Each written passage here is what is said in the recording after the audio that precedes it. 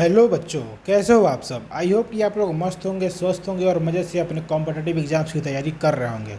तो बच्चों, मैं हंसराज चौधरी आप सबका मोस्ट वेलकम करता हूँ अपने इस कॉम्पिटिटिव चैनल स्मार्ट जी के अकेडमी प्रो पर। तो बच्चों, आज के हम लोग इस सेशन में करेंगे कॉम्पिटिटिव इंग्लिश का एक बहुत ही इम्पॉर्टेंट और बेसिक टॉपिक जिसका नाम है वर्ब। बच्चों, मैं आज से पहले कुछ अगले वीडियो में नाउन प्रोनाउन करा चुका हूँ। अगर आप लोग उसे नहीं पढ़े हैं तो जाकर पढ़ लीजिएगा, ठीक है। बच्चों, आप लोगों को पता है कि अभी मैं इंग्लिश को पढ़ा रहा हूँ, ठीक है, लगातार। और मैं मैथ के बेसिक टॉपिक्स को कंप्लीट कर चुका हूँ अपने इसी चैनल पर। अगर आप लोग उसको भी नहीं पढ़े तो जाकर पढ़ लीजिएगा।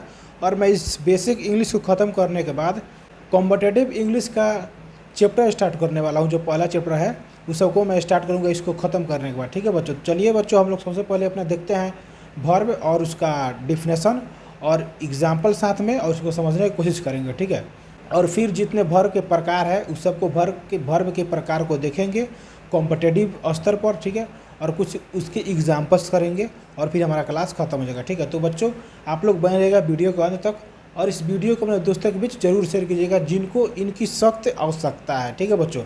और आप मेरे चैनल पर नए हो तो प्लीज़ चैनल को सब्सक्राइब करके, वीडियो अच्छा लगे तो वीडियो को लाइक कर दीजिएगा और मेरे दोस्तों के बीच जरूर शेयर कर दीजिएगा, ठीक है। तो चलिए बच्चों, हम लोग अपना आज का क्लास स्टार्ट करते हैं। हम लोग आज के इस क्लास में करने वाले हैं वर्ब, ठीक है बच्चों। वर्ब होता क्या है? वर्ब होता क्या है बच्चों? वर्ब होता क्या है? The word which show, the word which show. बच्चों, आप लोग लिखते चलिएगा, the word which show, the word which show action, A C action, और एक्शन, और state of being, state of being, state of being. बच्चों, ये रहा हमारा वर्ब का डेफिनेशन, जो कि बच्चों इसका कहने का अर्थ है, वर्ब हम उसे कहते हैं जो किसी काम को दिखाता है, जैसे जो किसी काम को होते हुए दिखाता है, या फिर जो कोई काम हो रहा है, कोई काम हो रहा है जिसे हम उसको हम क्या बोलते हैं? वर्ब बोलते हैं। जैसे खाना क्या है? खाना यह एक क्या है? क्रिया है। मैं पढ़ा रहा हूँ, यानी कि मैं अभी टीचिंग कर रहा हूँ, यह क्या है? एक काम है। इसी को बच्चों हम क्या बोलते हैं? वर्ब बोलते हैं। देखिए बच्चों, सिंपल और साधारण भाषा में मनुष्य के द्वारा किया गया कोई भी काम, मनुष्य के द्वारा किया गया कोई भी काम हमारा क्या वर्ब कहलाता है। सिंपल भाषा में आप लोग यह समझिए, ठीक है बच्चों। तो आई होप कि बच्चों आप लोग समझ गए होंगे। तो चलिए बच्चों, अब हम लोग इसका कुछ एग्जाम्पल देखेंगे। जैसे कि बच्चों आप लोग यहाँ पर ध्यान दीजिएगा, यह हमारा एग्जाम्पल में देख लीजिए। यहाँ पर यह हमारा क्या हो गया? Teaching, TEACHING, teaching. टीचिंग क्या है? एक काम है, यानी कि यह क्या हो जाएगा? एक वर्ब हो जाएगा। और एक और एग्जाम्पल है स्पीक। क्या बच्चों? स्पीक भी एक काम है, यानी कि यह भी हमारा वर्ब हो जाएगा, ठीक है। Speak and walk, speak and walk, यह भी हमारा एक काम है, तो हमारा क्या हो जाएगा? यह भी एक वर्ब हो जाएगा। और क्या बच्चों? लर्निंग, यानी कि याद करना, यानी कि पढ़ना, ठीक है। तो ये भी हमारा क्या है? एक काम है। मैंने बच्चों आपको अभी बताया कि हम लोग वर्ब किसे कहते हैं? मनुष्य के द्वारा किया गया कोई भी काम, मनुष्य के द्वारा किया गया कोई भी काम हो उसको हम लोग क्या बोलते हैं? वर्ब कहते हैं। बस सिंपल फंडा में यह एक है। तो जैसे इसमें हो गया इज, एम, आर, ये सब क्या है? ये भी एक हमारा वर्ब ही है, ठीक है बच्चों। तो चलिए बच्चों, हम लोग वर्ब के प्रकार को देखते हैं। तब तक मैं इसको इरेज कर देता हूँ। अगर आप लोग इसको नहीं अपने कोई पर उतारे तो उतार लीजिएगा, ठीक है। मैं तब तक लिए साइड हो जाता हूँ। अब बच्चों, मैं इसको क्या करता हूँ? इसको मैं इरेज कर देता हूँ। देखिए बच्चों, हमारा वर्ब कितने प्रकार का होता है? एक होता है हेल्पिंग वर्ब, ठीक है। दूसरा होता है मॉडल वर्ब, और तीसरा होता है मेन वर्ब, ठीक है। तो आइए अब हम इसको क्या करते हैं? बोर्ड पर लिखते हैं और समझते हैं। सबसे पहले देखिए बच्चों, हमारा हेल्पिंग वर्ब क्या होता है? सबसे पहले हम लिखेंगे टाइप्स ऑफ वर्ब। क्या बच्चों? Types of verb, types of verb, ठीक है। आप लोग ध्यान से बच्चों समझने की कोशिश करिएगा। Types of verb, types of verb. तो हमारा पहला बच्चों क्या होता है? पहला होता है हेल्पिंग वर्ब। क्या होता है बच्चों? पहला होता है हेल्पिंग वर्ब, और दूसरा होता है मॉडल वर्ब। दूसरा क्या होता है बच्चों? Model modal verb. और बच्चों तीसरा होता है मेन वर्ब। क्या होता है बच्चों? तीसरा होता है मेन वर्ब। अब बच्चों यहाँ क्या हो गया ना, यहाँ पर मेन वर्ब का अब दो प्रकार निकल कर चला आया। यहाँ मेन वर्ब का भी दो प्रकार निकल कर चला आया। एक होता है ट्रांजेटिव वर्ब, एक होता है ट्रांजेटिव वर्ब TRANSITI। एक होता है बच्चों ट्रांजेटिव वर्ब, दूसरा होता है intro transitive verb. Intro transitive verb. ठीक है बच्चों। अब बच्चों आप लोग सबसे पहले इसको उतारिए, और आप लोग इसको उतारने के बाद मैं 1 बाय 1 सारा तीनों वर्ब का मैं क्या करूँगा, आप लोगों को एग्जाम्पल कराऊंगा। ठीक है, सबसे पहले आप लोग बच्चों इसको उतार लीजिए। अब मैं बच्चों इसको इरेज करता हूँ और 1 बाय 1 सबका क्या करता हूँ, एग्जाम्पल लिखाता हूँ और उसको समझाने का कोशिश करता हूँ। तो बच्चों हमारा हेल्पिंग वर्ब क्या होता है, देखिएगा आप लोग यहाँ पर फोकस कीजिएगा। हमारा हेल्पिंग वर्ब होता है, यहाँ पर हो गया एग्जाम्पल के तौर पर देखिएगा बच्चों, यहाँ पर एक होता है इज, दूसरा होता है एम, तीसरा होता है आर। ठीक है, चौथा होता है वाज, वर और हैव, हैज़, और होता है हैड, HAD हैड, और होता है एक बच्चों हमारा डू। बच्चों यह हमारा क्या होता है, यह हमारा हेल्पिंग वर्ब होता है। ठीक है, अब बच्चों हम हेल्पिंग वर्ब कहते हैं किसको है, देखिए बच्चों हम हेल्पिंग वर्ब किसे कहते हैं। हेल्पिंग वर्ब वह होता है ना जिसके बिना जो हमारा जो सेंटेंस होता है ना वह पूरा हो ही नहीं सकता। यानी कि सीधा सीधा मैं एक एग्जाम्पल के जरिए समझाता हूँ। क्या कोई गाड़ी, क्या कोई व्हीकल, क्या कोई इलेक्ट्रिक व्हीकल या फिर कोई डीजल वाला जो गाड़ी हो गया, वह इंजन के बिना चल सकता है? नहीं चल सकता है। उसी प्रकार यह जो हमारा हेल्पिंग वर्ब है ना, इस हेल्पिंग वर्ब के बिना कोई भी सेंटेंस पूरा हो ही नहीं सकता है। ठीक है बच्चों, तो बच्चों आप सीधा सीधी हेल्पिंग वर्ब यह समझिए हेल्पिंग वर्ब से, यानी कि अगर यह हेल्पिंग वर्ब होगा तो हमारा सेंटेंस पूरी बनेगा। अगर ये हेल्पिंग वर्ब नहीं होगा तो कोई भी सेंटेंस जो कितना भी बड़ा है, कितना भी छोटा सेंटेंस क्यों ना हो, इस हेल्पिंग वर्ब के बिना क्या है वो अधूरा ही होगा। ठीक है बच्चों, तो आई होप कि बच्चों आप लोग इसे समझ गए होंगे। तो चलिए बच्चों हम लोग चलते हैं अपने अगला वर्ब, जो कि क्या था, मॉडल वर्ब था। आप लोग बच्चों सबसे पहले इसको उतार लीजिए आप लोग। अब मैं बच्चों इसको क्या करता हूँ, इसको मैं इरेज कर देता हूँ और चलता हूँ मैं अपने अगले वर्ब की ओर, जिसका नाम है मॉडल वर्ब। तो आइए बच्चों हम लोग देखते हैं क्या मॉडल वर्ब। ठीक है, तो बच्चों देखिए हमारा मॉडल वर्ब में क्या क्या होता है। मॉडल वर्ब में हमारा क्या क्या होता है बच्चों, मॉडल वर्ब हमारा क्या होता है कि हमारा बच्चों मॉडल वर्ब यह होता है, हम इसको एग्जाम्पल के तौर पर समझेंगे। कैन, वुड,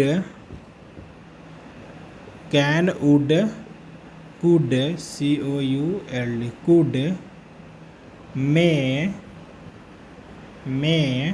इतना ही बच्चों हमारा मॉडल वर्ब इतना ही होता है। देखिए मॉडल वर्ब हमारा कितना होता है, कैन, वुड, कुड, मे, और भी थोड़ा है लेकिन मैं इतना ही, यह सबसे ज़्यादा इंपॉर्टेंट हमारा इतना ही होता है। ठीक है बच्चों, तो आप लोग बच्चों मॉडल वर्ब देख लीजिए, मॉडल वर्ब कौन कौन सा होता है। देखिए बच्चों ये जो है ना, ये सब अपने याद करने वाली कॉन्सेप्ट है। ठीक है, इसको हम लोग याद कर सकते हैं और कुछ नहीं कर सकते हैं। जैसे आप लोग यहाँ पर बच्चों देख सकते हैं क्या क्या है मॉडल वर्ब, कैन हो गया, वुड हो गया, कुड हो गया, और यहाँ पर मे हो गया। ठीक है बच्चों, आप लोग बच्चों को इसको उतार लीजिए, और इसको उतारने के बाद आप लोग क्या कीजिएगा, याद कर लीजिएगा। तब तक मैं यहाँ पर साइड हो जाता हूँ। ठीक है, तो आई होप कि बच्चों आप लोग इसे उतार लिए होंगे। बच्चों सबसे पहले आप लोग क्या कीजिए, अगर आप हमारे चैनल पर नए हो तो प्लीज़ चैनल को सब्सक्राइब कर लीजिए। आप लोग बच्चों हमारे चैनल पर नए हैं तो प्लीज़ चैनल को सब्सक्राइब करके वीडियो को लाइक कर दीजिए और अपने दोस्तों के पास शेयर कीजिए। ठीक है बच्चों, तो चलिए बच्चों अब हम लोग चलते हैं अपने मेन वर्ब की तरफ। ठीक है, क्या बच्चों हमारे मेन वर्ब की तरफ। सबसे पहले मैं बच्चों इसको इरेज कर देता हूँ। तो बच्चों मैंने आपको क्या बताया था कि हमारा मेन वर्ब कितना प्रकार का होता है। हमारा मेन वर्ब होता है दो प्रकार का, एक होता है ट्रांजेटिव वर्ब, दूसरा होता है इंट्रो ट्रांजेटिव वर्ब। ठीक है, तो बच्चों ट्रांजेटिव वर्ब क्या कहता है ना कि उसको क्या होता है, उसको ट्रांजेटिव वर्ब को जिन्हें ऑब्जेक्ट की आवश्यकता होती है सेंटेंस की पूरी कंप्लीट मीनिंग देने के लिए। ठीक है बच्चों, जिन्हें ऑब्जेक्ट की आवश्यकता होती है सेंटेंस को पूरी मीनिंग देने के लिए। तो चलिए बच्चों, मैं सबसे पहले इसका डेफिनेशन लिखवाता हूँ कि हमारा ट्रांजेटिव वर्ब क्या होता है। मेन वर्ब का दो टाइप हो गया, एक ट्रांजेटिव वर्ब और इंट्रो ट्रांजेटिव वर्ब। तो सबसे पहले बच्चों हम लोग मेन वर्ब का एक पहला टाइप देखेंगे कि हमारा पहला टाइप क्या होता है। सबसे पहले देखिए बच्चों मेन वर्ब, ठीक है, MAN मेन वर्ब। अब हम बच्चों देखेंगे इसका पहला टाइप, इसका पहला टाइप जो ट्रांजेटिव वर्ब है वो क्या कहता है। ट्रांजेटिव वर्ब, ट्रांजिटिव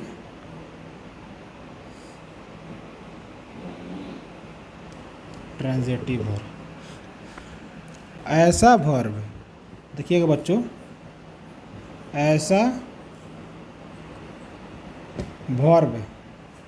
वर्ब जिन्हें ऑब्जेक्ट की आवश्यकता होती है, जिन्हें ऑब्जेक्ट की ज़रूरत होती है, जिन्हें ऑब्जेक्ट की ज़रूरत होती है सेंटेंस को कंप्लीट मीनिंग देने के लिए।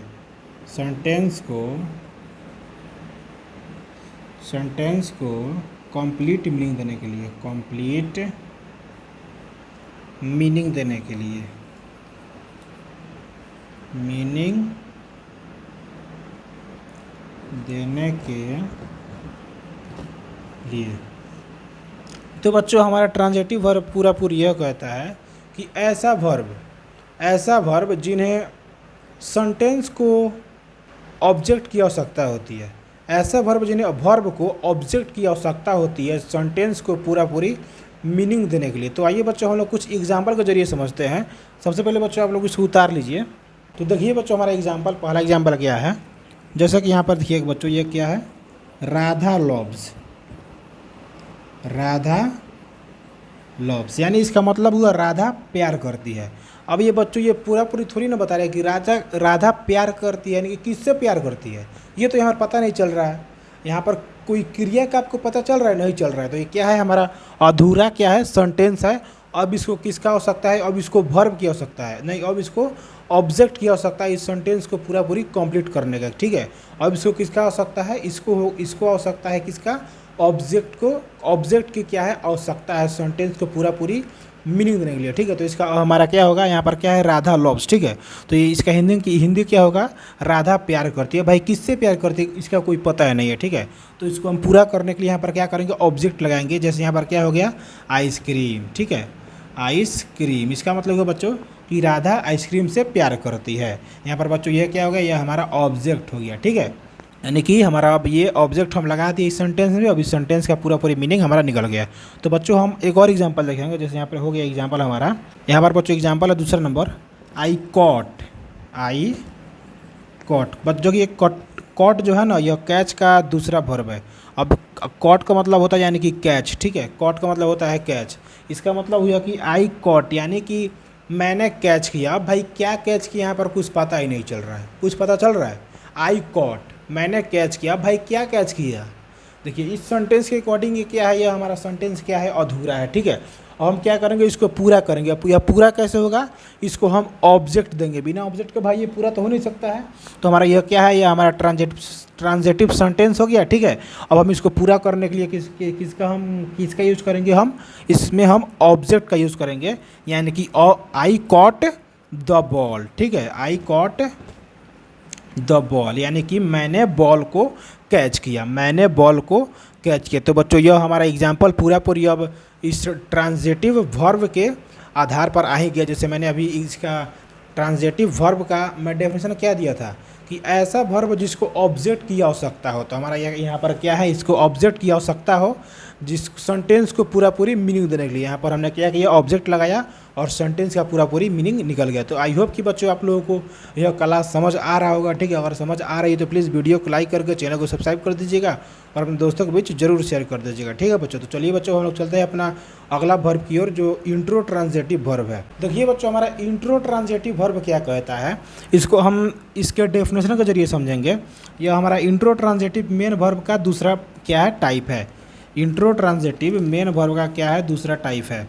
तो सबसे पहले मैं बच्चों इसका क्या करूँगा, इसका मैं डेफिनेशन लिखूँगा, इंट्रो ट्रांजिटिव वर्ब किसको कहता है? Intro transitive verb, intro transitive verb. देखिए बच्चों यह क्या कहता है?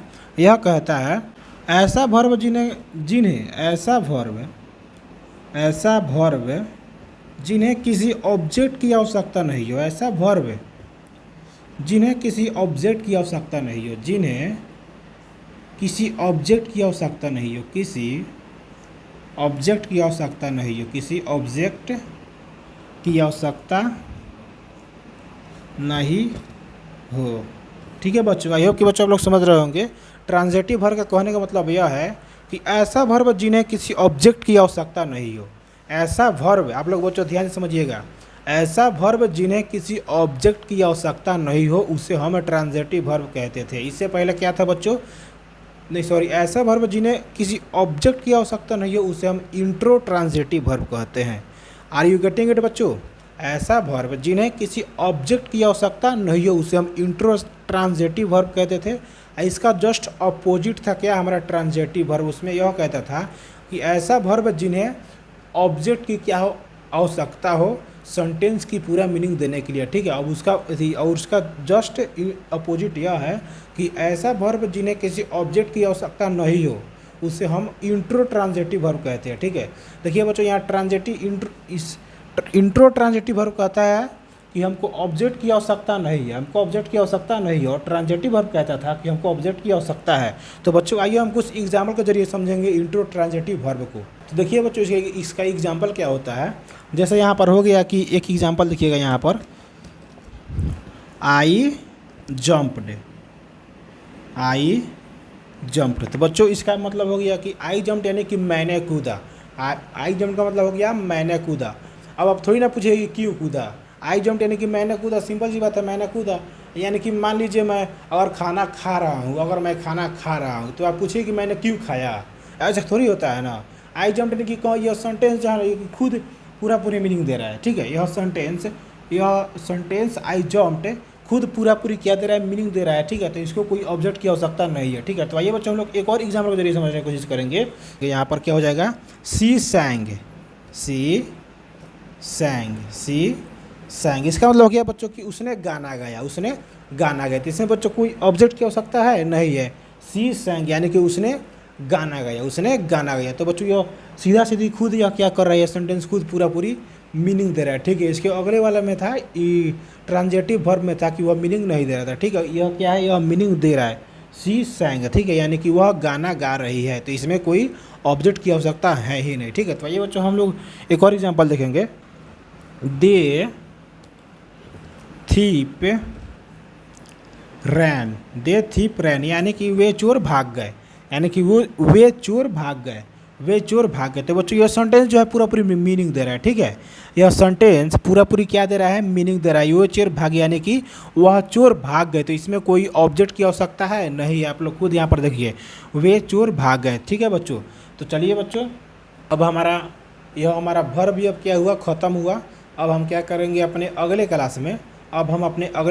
एडजेक्टिव करेंगे। ठीक है बच्चों, हम अपने अगले क्लास में एडजेक्टिव करेंगे। तो यदि आप लोगों को यह क्लास अच्छा लगा हो तो प्लीज़ लाइक कर दीजिएगा, और चैनल पर नए तो चैनल को जरूर सब्सक्राइब कर दीजिएगा। ठीक है, और अपने दोस्तों के बीच जरूर शेयर कीजिएगा। मिलते हैं अपने अगले क्लास में एडजेक्टिव के साथ, उसमें आप लोग जुड़ना नहीं भूलिएगा। तो चलिए बच्चों, तब तक के लिए जय हिंद, वंदे मातरम।